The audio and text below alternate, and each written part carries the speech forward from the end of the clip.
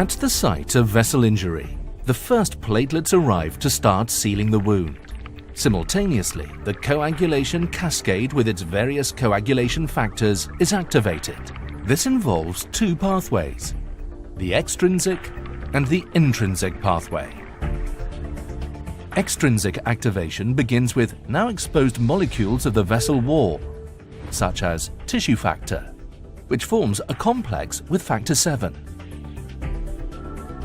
Finally leading to the activation of factor 10.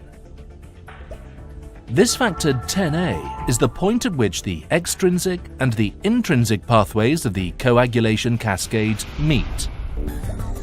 The intrinsic pathway consists of various coagulation factors activating each other in a chain reaction. At its end, a complex with an additional cofactor is formed. This complex now activates factor 10.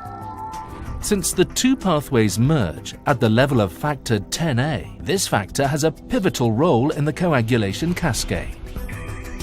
Further down the cascade, factor 10A in combination with 5A activates thrombin and induces the so-called thrombin burst. One molecule of factor 10A can catalyze the formation of 1,000 molecules of thrombin. These large amounts of thrombin cause the further activation of platelets and the enhanced formation of fibrin. Fibrin then forms strands, making up the mesh that stabilizes the platelet plug in an arterial clot and holds together the red blood cells in a venous clot.